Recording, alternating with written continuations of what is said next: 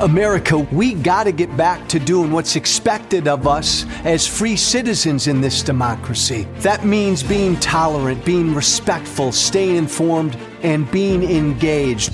I'm former Congressman Joe Walsh. Follow me here and join the millions of Americans who are renewing their social contract with each other. The social contract, it's on us.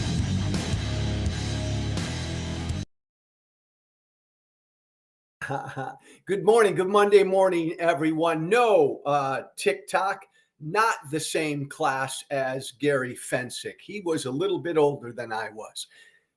Good morning, everybody. Hope you all had a good weekend. I hope you all had a good weekend. MAGA, my MAGA brothers and sisters, hope you had an awesome weekend. All my good, committed Americans on the far left, I hope you all had a good weekend as well. It'll be 100 days tomorrow, and we'll talk about it tomorrow. Tomorrow will be 100 days in to this second Trump administration, and tomorrow we'll talk about it, the good, the bad, and the ugly. All of it, and I'll want your thoughts and your input, the good, the bad, and the ugly. And as always, Americans, my fellow Americans, if you can be honest brokers, you can give me good, bad, and ugly. Hopefully you're not too tribal, not too damn partisan, to not be able to assess 100 days in how the Trump administration's doing, the good, the bad, and the ugly. If you are a Trump supporter and all you can give me is good, shame on you. You are way too tribal and way too partisan. And if you are a Trump opponent and all you can give me is the bad and the ugly, you can't give me any good, you're too tribal and you're too partisan. Man, 100 days in to this presidency, come on now, to this presidency, if you can't give me some good, some bad, and some ugly, you need to go sit somewhere by yourself today and do a little reflecting. We'll talk about it tomorrow. We'll talk about it tomorrow. Hey, my simple thesis is this. I'm not a fan of Trump.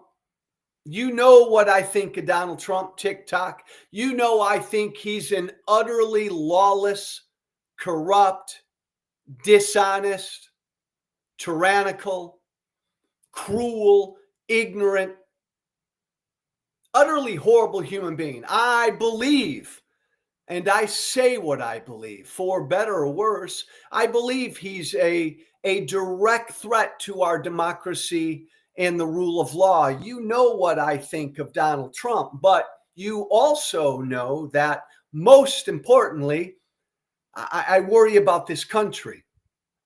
I worry about how divided this country is. I worry that this country can't and won't keep it together, can't stay together. My simple thesis is we're way too damn divided. We're dangerously divided in this country. And my simple thesis is the only way we get over this divide, we do something about this divide, is if we understand each other better. And my simple thesis is the only way to get that understanding is through conversation, is through face-to-face conversation. Now, I'm not talking about you got to find common ground. I don't know if we'll ever find common ground. I just know we'll never get to common ground if we don't better understand each other. And I only know we won't better understand each other if we don't sit down and have face-to-face conversations with each other, which is why I began a while ago every single week going out there somewhere in America and having face-to-face conversations with Americans, groups big and small across the political divide. And we're filming these conversations, as you all know, And we're putting these conversations up on my Substack, Social Contract with Joe Walsh, so that we all can see and hear these conversations. Thanks, Keith, and hopefully learn from these conversations. It's all about understanding. It's all about understanding. Like, I think if you better understand somebody you really disagree with, if you better understand them, you're less inclined to hate them. I believe that. This week, we will formally show you this week pieces of a conversation, a long conversation I had recently with 5 good, decent, well-intentioned, concerned liberals, progressives out in Los Angeles. And it was a fascinating conversation. Their candidate lost in November. They're scared to death about having Donald Trump in the White House. But you listen to these 5 to 6 progressives out in LA, man, I learned a bunch, and I gained a bunch of understanding about what's going on in their head, about what they think about America, about what they think about people who voted for Trump, about what they think where the Democratic Party really fucked up, screwed up, where the Democratic Party, man, needs a lot of work. Their thoughts, their hopes, their concerns, and fears for this country. It was a fascinating conversation. And again, we'll focus on it, bits and pieces of it, throughout the week this week. And then the following week, next week, we're going to show you a different part of America, folks who think differently in a different part of America. I refuse to spend the next 4 years sitting in some TV studio or coming on to my podcast or going on to my Substack every day and just bitching and moaning about Trump. If that's what you want to hear every minute of every day, I'm not the guy to follow. This is not the show to watch, and my Substack's not the place to be. I'm not going to do that. I don't want to do that. I can't do that. I'm getting out in the country, and I'm going to spend the next 3 to 4 years talking directly with and listening to the American people. That's what we're going to do here. Hey, today, this piece you're going to hear today, TikTok, I'm going to play right now a little clip of what these 5 to 6, actually there were 6 in total, these 6 liberals out in LA, specifically today, why they think people voted for Donald Trump. Why they think, these liberals, why they think people were drawn to Trump. Why they think people voted for Trump. Why they think people stick with Trump. Remember, MAGA, this is all about understanding. The left needs to understand why people voted for Trump, and Trump supporters need to understand how and why the left thinks the way they do. If, by the way, you want to keep this thing together. I guess, right, that's kind of the assumption here. Do we all want to keep this country together? It's only going to happen through understanding. This, I'm going to play you a little clip right now, just a piece of why these 5 to 6 LA libs think that people voted for Trump. Take a listen, and then we'll talk about it. And TikTok, what I'm going to do with you again, TikTok, is because you're on my phone, TikTok, I'm going to grab you and put you in front of the clip. So hopefully you'll hear it, TikTok. Go ahead, Keith. Fire away. Because he makes them feel seen and noticed. And he does things like lie to them when he knows what they want to hear, and people don't look into it that much further. And now food is coming off their plates, and now even if you voted for him because he said, oh, what's happening in so and so war, because he named many of them, oh, that's awful, I'm gonna stop that. And he just ends the statement there. And people just hear that and they don't look into it more. And it's good politics. It sucks, but it's good politics, even if you're lying to people, to zero in on what they want and say it. And for the record, I'm in a room right now with what I'm going to label as, because we live in a country of political labels, 5 decent, genuine Los Angeles area center left folk, or even far left folk. But it's important to understand the other side. Religion, anti-abortion, economic. I loved what you said at the beginning. They wanted to feel seen and heard, and they did not feel like they were seen and heard. Why'd people vote for Trump? I mean, I had a lot of conversations, and it does feel like tribalism and xenophobia to me, and I don't think you get a stadium full of people cheering at the idea of I'm going to have the largest mass deportations in American history without a thread of xenophobia. And I'll avoid the term racism because I don't think that that's actually as accurate as tribalism and fear of other. And I mean, this is just, So we're getting down to human nature.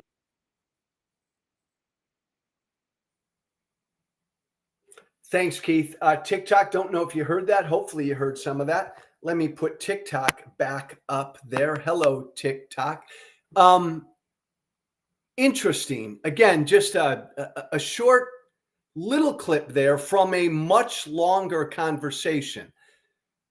And this was one of a number of topics that I got into with these 6 libs, progressives from out in LA.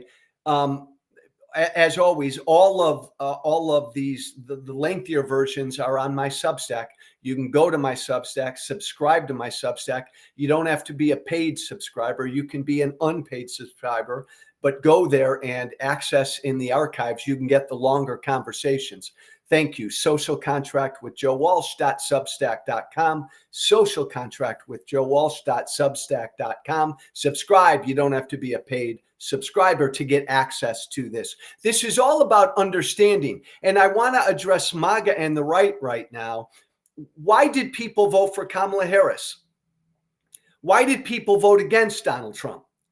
I mean, this is what I put in front of 6 libs out in LA who didn't vote for Trump, who think like I think about Trump, that he's an existential threat to our democracy.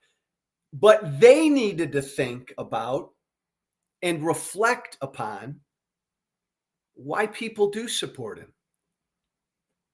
To understand, right, their fellow Americans, right, who don't think like them. And we'll get into it another week, MAGA, but don't you want to understand why your fellow Americans who didn't vote for Trump, why your fellow Americans who voted for Kamala Harris, don't you want to understand why they did? Don't you want a better understanding of what drives, what motivates, what scares, what inspires your fellow Americans who don't think like you? Now, look, this conversation, why, right? Think about it. Ask 6 progressives, why did people vote for Trump? And I assumed most every reason would be fairly negative, right? I assumed wrongly going into this conversation that these 6 left of center folk would have said, oh, Joe, they voted for Trump because they're racist, they're bigoted, they're xenophobic, they're afraid, they want like white America back. I would have assumed that generally the left in America would ascribe only negative reasons to why people voted for Trump. But did you listen? They didn't. And in the longer conversation, you get a bunch of different reasons as to why they assume people voted for Trump, and they're not all negative. For economic reasons, these progressives said people voted for Trump. For religious reasons, to help Christian America, abortion, they're pro-life. This kept coming up over and over. Trump gave a voice to people to be seen and heard. Now stop for a minute. MAGA, listen to that. Everybody listen to that. These are progressives talking, left of center people. And they acknowledged over and over in this conversation that Trump gave and gives voice to people, Americans, who haven't felt seen and heard. That's an important recognition, realization. That's also, right, MAGA? That's a reflection. These are five progressives that the Democratic Party, and they got into this in the longer conversation, that the Democratic Party ain't cutting it. These are five progressives, six progressives who said out loud, right? Trump gives voice to a certain segment of Americans that the Democrats don't. Inherent in that reason is that the Democrats aren't doing it. Democrats focused on big cities, these progressives said, and ignored rural Americans. Jobs, losing jobs. That's a reason, Joe, that people voted for Trump. Again, MAGA, these are your fellow Americans who are far left of center, talking, trying to explain why you all voted for Trump. Jobs. People are losing jobs. He makes people be seen and heard. Disruption, right? The American political system's broken. This is one I've often talked about. This is why I voted for Trump in 2016. I wanted disruption to the American political system. I believe the American political system is broken. Even folks on the left of center recognize that. And they acknowledge that, look, Trump's a great marketer. Trump's a genius marketer, I think one of these Hollywood liberals said, Los Angeles progressives said. He does not speak like a politician, another one said. That's why people were drawn to him. Americans are sick. I heard this in this conversation with these six progressives. Americans are sick of politicians, right? Who talk and sound like politicians, right? Hello. I agree. That's something I've been saying for a long, long time. This is coming from the left. Again, a recognition there. Like what I heard was in this conversation with five left of center Americans, a recognition of where their side has let people down and where the Democratic Party has really dropped the ball. When they said over and over that people voted for Trump because he doesn't sound and look and act like a politician, and they acknowledge that, people don't want candidates who sound and look and act like politicians. They were doing a lot of self-reflecting on their side, where their side was not connecting with the American people. Now, let's be clear. Plenty of negative reasons that they threw out, positive, negative, but again, just their take, their opinion, resentment, white American resentment. That's why people voted for Trump. Trump lies to people, and way too many people believe those lies. Tribalism, xenophobia. One of these progressives said, look, Joe, Trump stood in front of the American people and said, I'm going to fucking deport everybody. And a lot of people wanted that. I'm going to deport brown and black people, Trump said. And a lot of Americans want that. Xenophobia, bigotry, racism. This word kept coming up, fear. I believe, and it became clear in this conversation with these Los Angeles progressives, that they believe fear drew a lot of people to Trump. Fear of what? Fear of losing the America they know of. Fear of losing the America they've always believed in. The America where you lived in a small town, the plant your dad worked at was in that small town. Men married women, women married men, right? There were only a couple of genders, not 1,000 genders, on and on and on I could go. Fear of losing that. Fear of the other. Fear of people coming into this country who don't look like them. A big reason why progressives believe that people voted for Trump. Look, the biggest takeaway I had from this conversation on this topic is I had 6 decent progressives in a room, and they like reached inside of themselves to try to figure out and explain why they think people voted for Trump. And it wasn't all negative. It wasn't all just, oh, Joe, Trump supporters are stupid and they're bigots and racist and they're just afraid of people who don't look like them. No, that is not all I got. That isn't most of what I got, America, sitting down with the left. Man, I got a lot of jobs. The economy, the political system is broken. Trump may be a bullshitter and a liar, but he said, I hear you, I see you. That's why people voted for Trump. There was a lot of that too. There was a lot of empathy. I heard a lot of empathy from these Los Angeles progressives. Empathy for why people were drawn to Trump. I think that's important. And MAGA, I hope you're listening.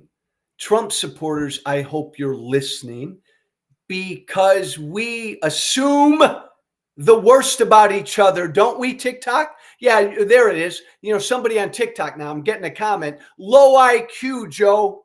The people who voted for Trump, Joe, are just low IQ. I didn't get that. And I've spoken with plenty of people who didn't vote for Trump, plenty of people who voted for Kamala Harris. I don't get a lot of that. I get some of that. I don't get a lot of that. We tend to assume the worst about the other side. And MAGA, I'll bet if I had asked you, hey, MAGA, I'm going to go sit down with 6 Los Angeles liberals, progressives. I'm going to ask them why they think people voted for Trump. Hey, MAGA, what do you think I'm going to hear? And MAGA, be honest, most of you would have said, oh, Joe, they think we're stupid. They think we're angry. They think we're bigots, man. Be honest, MAGA. That's what you would have assumed about the left. That's not most of what I got. Yeah, that's some of what I got. That's not most of what I got. And that gives me some hope. When it comes to my hope, when it comes to understanding, again, look, I'm all about just, you don't have to agree with the other side. You just got to better understand where they're coming from. Because I think if we better understand each other, we're not going to hate each other. I got a lot of that. And hopefully, MAGA, you got a lot of that. Final other takeaway from this part of the conversation was, man, the Dems have fucked up. These are 6 Los Angeles progressives admitting and acknowledging to me over and over and over that the Democratic Party has lost touch. The Democratic Party isn't connecting with these people that Trump connects with. There was a lot of self-reflecting from progressives, from left of center folk on where their side, their party is not doing well. That's important. That's something we'll get into in more detail with another clip later on this week. Again, though, you want to hear the whole conversation with these Los Angeles progressives? Do you want to hear extended clips? Just a conversation on this topic?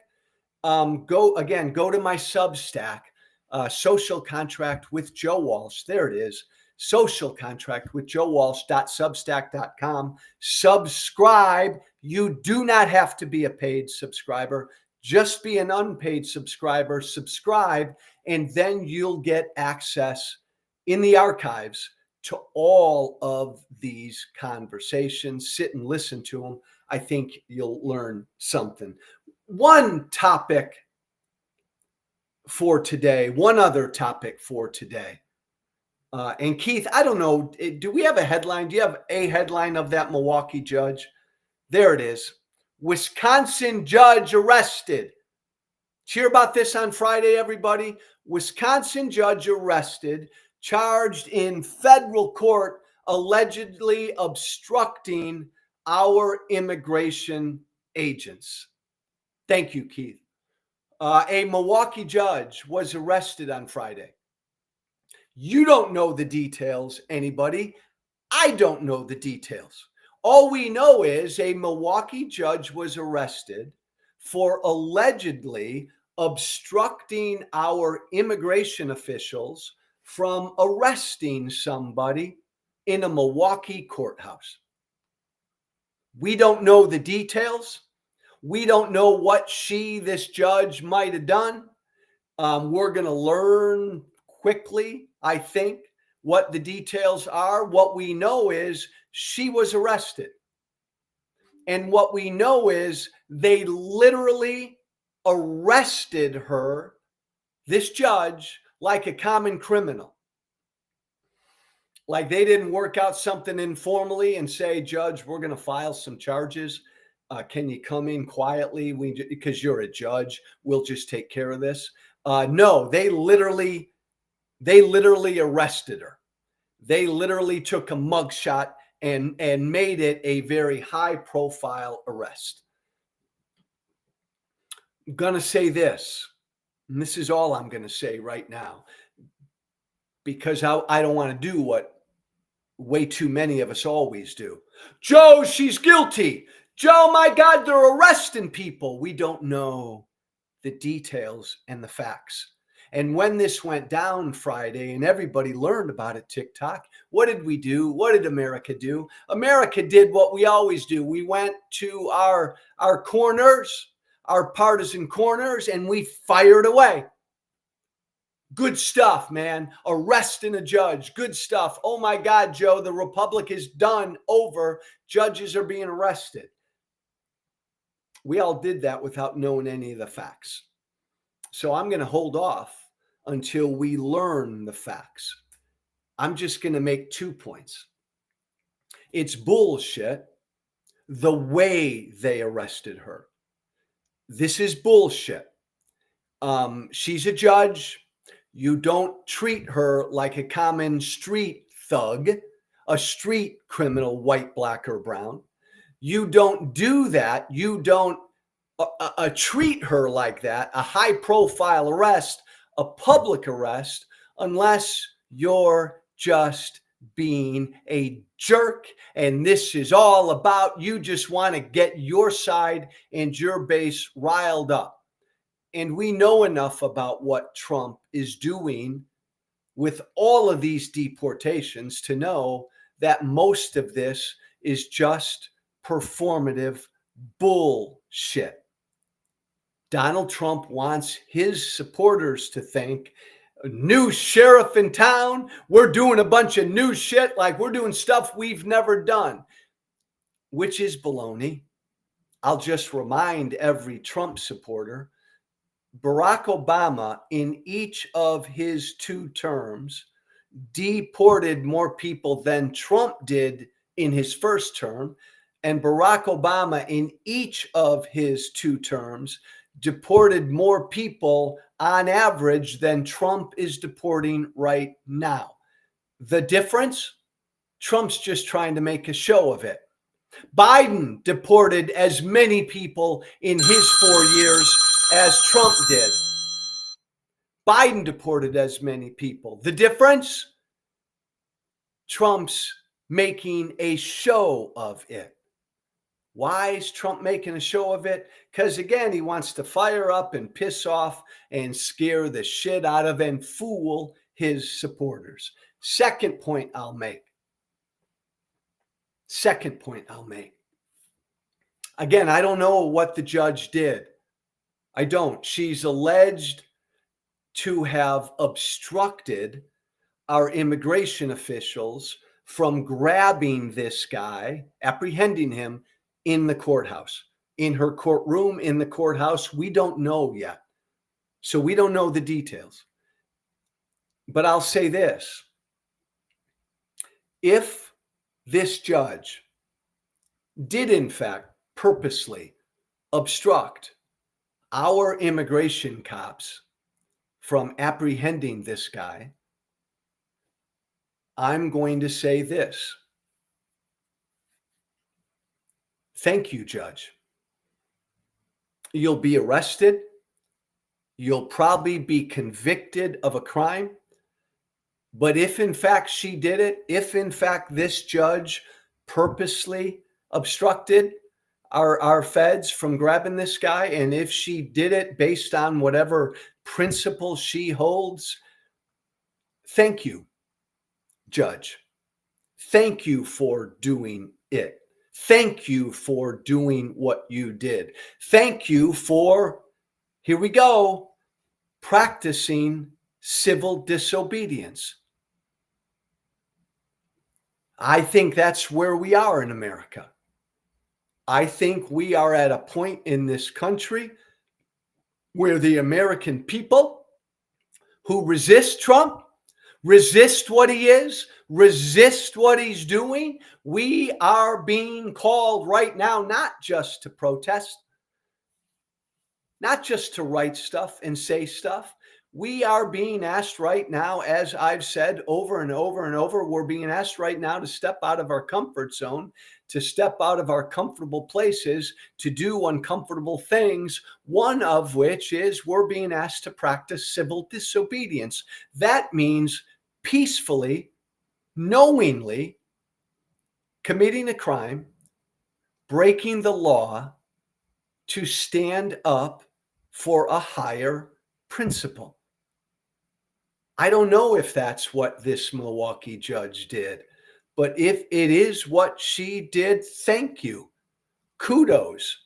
She did it knowing she'd be arrested, knowing she'd pay a price. That's what civil disobedience is. It's like carrying protest to the next level. Not only am I going to protest Trump, I'm going to peacefully commit a crime, break the law in pursuit of a higher principle, a truth, but I'm going to do it knowing I'm going to get arrested and I may end up in jail. That's the rub, America. Those of us who need to be ready to commit civil disobedience, we need to do it knowing that we're going to pay a price for it. We're going to get arrested for it. Peaceful civil disobedience. Again, not knowing where she is, not knowing what she did, but if in fact that is what she did, God bless her, because that's where we are. I preach this every week. Yes, it's time to practice civil disobedience. We have the very damn thing our founders feared in the White House, a tyrant. We have a Republican-led Congress, which is fully subservient to the tyrant. And we have a court system in America utterly unprepared, ill-equipped to deal with the tyrant. That leaves us you and me, the resistors. That leaves us, the American people, we, the people, to resist. And part of that resistance is the practicing, the carrying out of civil disobedience. My God, you got a fucking tyrant in the White House. You just gonna march and protest? No, this calls for more. We have a God-given right as Americans to practice civil disobedience. And that's where we are. And by the way, when it comes to this Milwaukee judge, MAGA, everybody, wait until we learn the facts, right? Before we all jump to she's guilty, she's innocent. Let's wait until we learn the facts. Final thought, baby. No kings in America. Am I right? Am I right? MAGA, left, am I right? We don't have kings in America, do we? Well, damn it, if you really believe that, if you truly believe no kings in America, thank you, Keith, go to that website, oneflaginitiative.org. It's all one word. Go to that website and join me in this No Kings movement. Take that. If you do nothing else, take that one step today. Just embrace that basic American truth. No kings in America. Go to One Flag Initiative, all one word, oneflaginitiative.org. Embrace that principle. No kings in America. Join me. Join the No Kings movement. We are growing around the country. Be a part of it. I hope your week is off to a really good start. Thanks for listening, everybody. Be brave. Thank you for listening. Remember to listen, share, and follow The Social Contract with Joe Walsh on Apple Podcasts, Spotify, and everywhere great podcasts are found. And be sure to leave a 5-star review. This has been The Social Contract